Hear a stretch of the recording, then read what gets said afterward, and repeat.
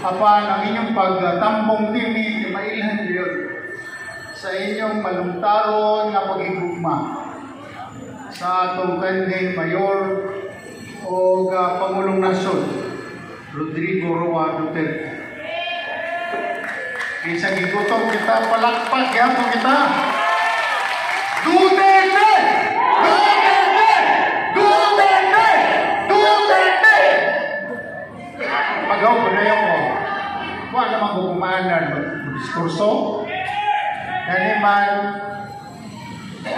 ang paghatag o tahan sa ako ni kanhi Pangulong Nasod Rodrigo Duterte isip pagkalihim sa Departamento sa Budget and Management. Kauban nga pagkato sa among pag-uban din pa. Itong mayor pa siya. O ginunoa, siya lang ang post-people power president of the Philippines na mibiyak sa iyang pangatundanan sa pinakataas na porsyento sa pagsalig, pagtuo o ginunman sa iyang agi si Pangulong Nasod. Makasubo lang una-unaon nga unta ang atong pangandoy nga mapadayon ang iyang mga maayong binuhatan. Apan nabudol mang kitang tanan kaniman gikaingon pa na ang mangyod sa ulihi. Ang pagbasol. Pagbasol. Nga naman, but let me tell you, it is also biblical. Sitabi sa atong mga kaigsuon ng Muslim, ngayon po katahuran. Assalamualaikum warahmatullahi ta'ala wa barakatuh. In the book of Jeremiah, in chapter 29, verse 11, remember that? Jeremiah 29:11. It says, and I quote, "For I know the plans I have for you, declares the Lord.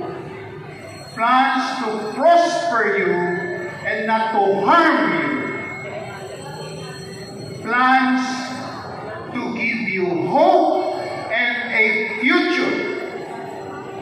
Sa ito pa, unsay nabiling ka nato ang atong hugot pagtuo sa atong Ginoo sa kaitas.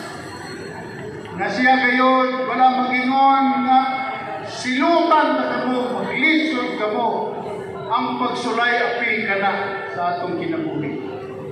Apan ang pagsalig nato kaniya, inubanan sa tinuray na pag-ampo, inunua, inangdunggon, tumanuliya ang iyang gisulti na He will prosper us, He will not harm us, He will give us hope and a future. We look forward to 2028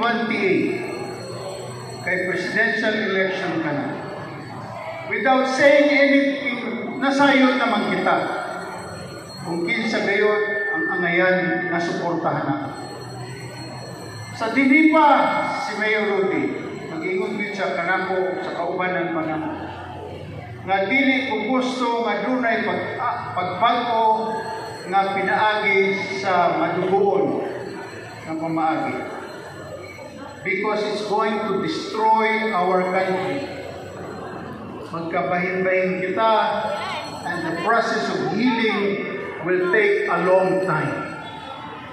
So, demokrasya man kita, magpaabot kaysa sa sunod nga higayon ang kita na usap makapili sa atong mga leaders. Kumagani na mulawon kita na madayon, hinaot pa ang piniliay sa 2028 apan dunay mga apan dinha kay kita ang atong pag-ampo ingon nga makabalik kayo sa atong nasod si kanhi Mayor Presidente Rudy Duterte. Kaya doon kanunay daw ta mahitabo kaniyang gawas sa atong nasod, wa kita masayon kung unsay mahitabo ug dangatan sa atong nasod. Kana panlantaw lang ingon nga grabe gayon ang nahitabo na sa atong nasod. Ang unang gihimo ni Mayor or President Rudy was to fight graft and corruption. Kung gani gitukod niya ang Presidential Anti-Corruption Commission. Unsay unang gihimo na galingkod karon. Ang una niyang gitisod mao mismo ang Presidential Anti-Corruption Commission. So wa na makontrol ang corruption. Nakita man nato tanan na halos ng mga proyekto na enrollment fee ang mga kontraktor dayon kinahanglan buhatag sila o pilay pangayoon sa mga hintundan ng mga opisyalis. Mga congressman man na, mga senador, mga gobernador, mga mayor, tanan. Nobody checks the wrongdoings of people in government anymore.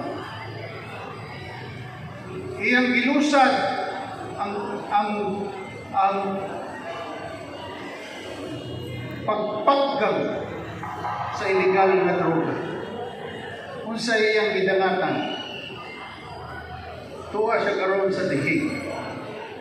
Tungod kay sa dugay nga panahon nga siya nangatungdanan ang impact niya kung tanan niya pinuhatan, nakita man nato ang dakong kausaban. Apan karon lahi na usab. Balik na po kita kung unsay sitwasyon niya kung dili pa siya ang Pangulong Nasod. You know how many kilometers of roads has he built during his term? More than 30,000 kilometers of road. Gihimo niyang libre ang tertiary education, ang pag-eskwela sa atong mga kabataan sa mga kolehiyo o mga universidad. Gihimo niya nga mandatory ang membership ng tanang Pilipino under the Universal Healthcare Act. Pumangani tanang Pilipinong membro sa PhilHealth. Apan sa gihimo sa atong administrasyon karon, Ikawat ang kuan. PhilHealth. ikuhaan pa o kwarta ang PhilHealth. Oh, ikawat Kung nila. inusa nila paggamit, wa ganita masayon. Iyang ginusad ang ELCA, ang One Nation approach para masulbad ang 53 o 54 anyos na suliranato sa komunismo.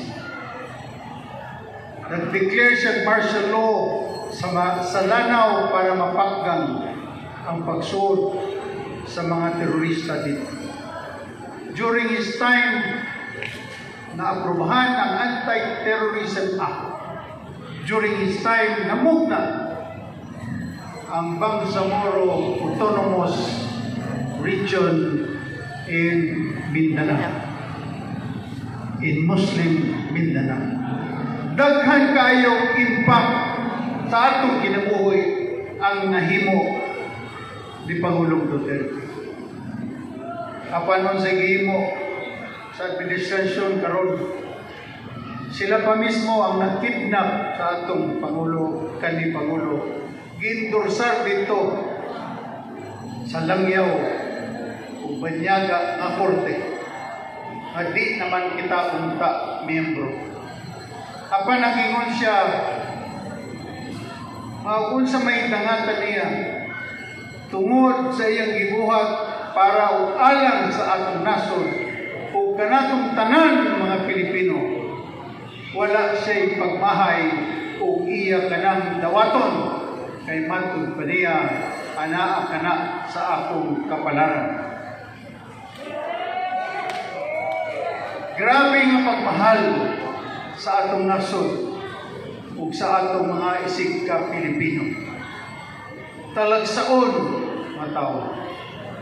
Nag-uban kami sa dugay na nga panahon. In the early 70s pa kami.